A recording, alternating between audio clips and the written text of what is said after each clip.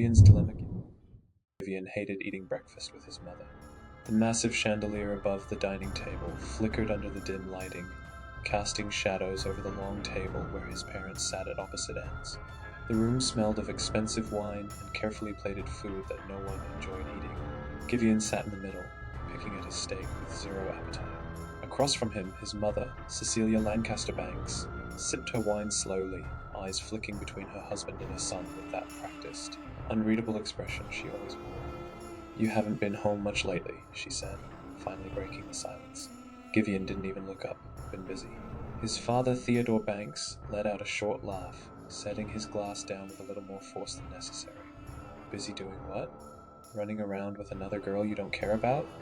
Giveon clenched his jaw. He had expected this.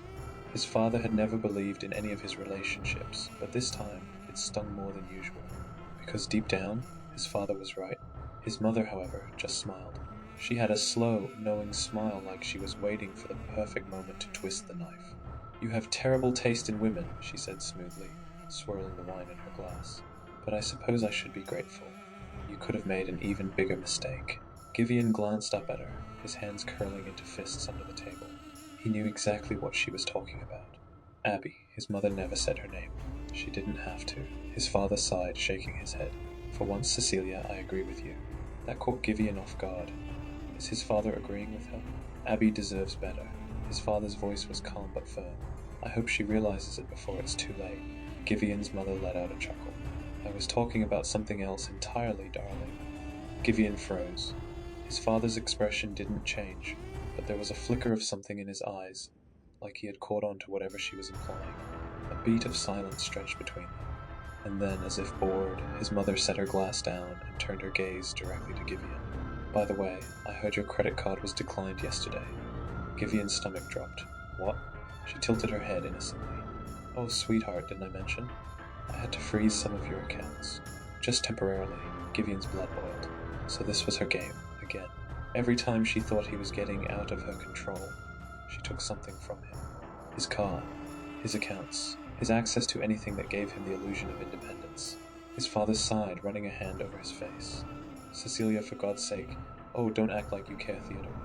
Her voice was sweet, almost teasing. "You let me handle him, remember?" His father had been on the phone a lot more lately. It wasn't unusual, he was always handling business. But lately, Giveon had noticed a different energy. His mother noticed, too. The way she watched him when he spoke too quietly, the way her smile tightened when he left the room. Giveon didn't think too much about it. His parents barely tolerated each other anyway, but maybe he should have. Giveon pushed his chair back, standing up so fast the legs scraped loudly against the marble floor. "I'm done." His mother didn't even blink. "Oh, darling, don't be dramatic." Giveon didn't respond. He just turned and walked out, rage burning under his skin. Outside the estate, Dianna is waiting. The second Giveon stepped out onto the front drive, the crisp morning air did nothing to cool his anger. Dianna leaned against the hood of her car, arms crossed. She had been waiting. She raised an eyebrow as he stomped toward her. "That bad, huh?" As he walked toward Diana's car, she smirked. "By the way, your mom called my mom." Giveon stiffened. That was always a problem. Too much talking, too much risk. "What did she want?" he muttered. Dianna shrugged, but there was amusement in her eyes. "The usual. Wondering if we've told anyone." Giveon rolled his eyes. "Like I'd ever let that happen." Diana's smirk didn't fade. "Liar." Giveon ran a hand down his face, exhaling sharply. "I swear to God if she wasn't my mother," Diana smirked. "You'd do absolutely nothing, just like always." He shot her a glare. "Not in the mood, Dee." She shrugged, pushing out of the car. "Get in. Let's go somewhere." He didn't hesitate. Giveon slammed the car door shut as he got into Diana's passenger seat. "Drive." Diana hesitated. She was looking at something in the rearview mirror. Giveon followed her gaze. A sleek black car was parked across the street, engine off, tinted windows. He had seen that car before, too many times. His mother's people. He clenched his jaw. "Forget it," he muttered, looking away. "Just go." Diana didn't question it. She started the car. He needed to get the hell away from here. The engine hummed softly as Diana's car cut through the evening streets, her fingers tapping against the steering wheel in a slow, steady rhythm. The warm glow of streetlights flickered across her face, but she wasn't focused on the road. She was watching Giveon. He was too quiet. That was never a good sign. Diana let the silence sit for a moment longer before finally speaking. "All right, spill." Giveon didn't look at her.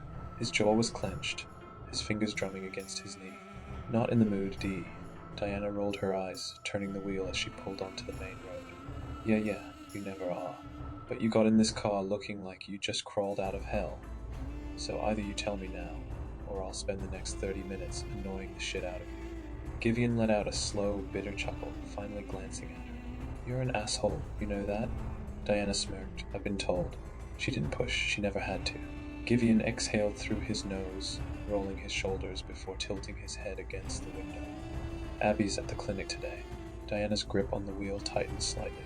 She already knew.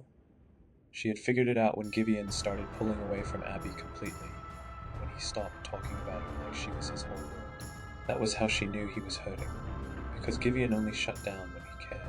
Dianna flicked on the turn signal, keeping her voice light. How do you feel about that? Giveon scoffed. How do you think? Dianna said nothing, because she already knew the answer. Elsewhere in Crestmore, someone else was watching too. Thomas sat quietly in his car, eyes locked on the clinic entrance. The radio played on low, a faint hum of static underneath the old jazz song filling the car. His fingers drummed against the leather steering wheel as he kept his eyes trained on the building. Thomas tapped his fingers again, watching as Abby stood outside the clinic entrance. She was fidgeting, looking at her phone, then back at the doors. She stared at the clinic doors like they might open on their own and give her a sign. Her hands trembled slightly, betraying the calm she was trying to fake. She wasn't sure if she wanted to go through with it. For a brief second he felt something unfamiliar, guilt. Then he shook it off. Not his problem. He was being paid to watch, not to care. Abby had been inside for a while now. He sighed, pulling out his phone and tapping a number he knew by heart. The call barely rang before a clipped, cold voice answered. Thomas leaned his head against the seat, watching the entrance to the clinic. She's still in there. Silence. Then Cecilia Lancaster Banks spoke again. Make sure she stays in there. The call cut off. Thomas sighed. He hated his job. But it paid well, and he never told her no. Dianna pulled into the park's empty lot, the sound of gravel crunching beneath the tires. She threw the car into park, but didn't turn off the engine. She was watching Giveon again, trying to read him. Before she could say anything, his phone rang. Giveon glanced at the screen, his stomach twisting when he saw the name flashing across it. Mother. Dianna saw the way his entire body tensed. She knew this wasn't going to be good. He hesitated, then swiped to answer. Yeah.